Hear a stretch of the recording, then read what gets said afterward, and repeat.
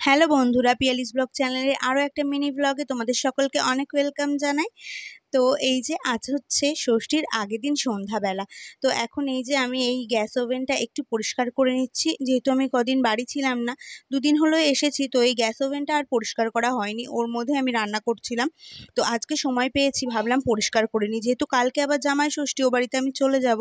তো সেই জন্য এটা নোংরাই পড়ে থাকবে। তো এখন একটু আমার জন্য খাবার বানাবো, তো ভাবলাম আগে এটা পরিষ্কার করে নিই। নোংরা অবস্থায় রান্না করতে একদমই ভালো লাগে না। তো গ্যাস ওভেনটা তো পরিষ্কার করে নিয়েছি, এদিকে গরম লেগে গেছে, নাইটিটাও চেঞ্জ করে নিয়েছি। আর এখন দেব দুধ জাল।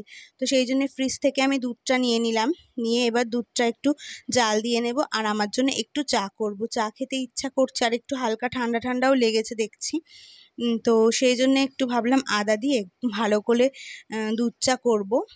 আর দুধটা জাল দিয়ে নিই, আমার দেওর যেহেতু রাত্রে দুধ দিয়েই ভাত খায়, তো এখন হালকা জাল দিয়ে রেখে দিই, পরে আবার একটু গরম করে নেব। তো এই যে আমি চা বানানোর জন্য চলে এলাম, আর একটু ভালো করেই চাটা বানাবো, আদা বেশ গরম মশলা টশলা দিয়ে, তাহলে ঠান্ডাটা আর কি কমে যাবে। আসলে আমার তো এসির মধ্যে থাকার অভ্যাস নেই, ও বাড়িতে গিয়ে একটু এসির মধ্যে বসেছি, আর আমার জানি না কিভাবে যে ঠান্ডাটা লেগে গেল।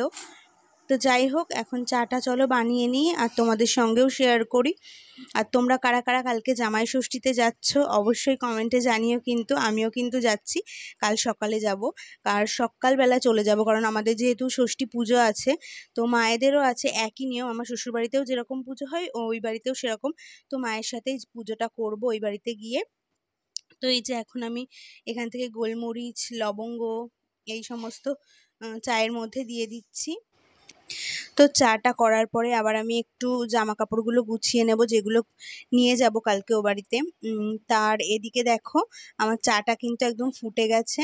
তো এবার চাটা ছেঁকে নিয়ে আমি চলে যাব ঘরে। তো এই যে ঘরে চলে এসেছি, আর এখন বসে বসে চা খাবো আর মায়ের সাথে গল্প করব, এটাই আমার রুটিন। যখনই কিছু খাওয়া দাওয়া করি বা চাটা খাই, মায়ের সাথে কথা বলি ফোনে। আর দেখো, জামাই ষষ্ঠী তো চলেই গেল, আমি সময়ের অভাবে ভিডিওগুলো টাইম মতো পোস্টই করতে পারিনি। আর যেহেতু এখন লং ভিডিও পোস্ট কমই করি, শর্ট ভিডিওই করি, তাও সময় পাচ্ছি না। তো আমার এই মিনি ব্লগগুলো তোমাদের কেমন লাগছে অবশ্যই কিন্তু কমেন্টে জানিও। তো চলো, আজকের ভিডিওটা কিন্তু এখানেই শেষ করছি।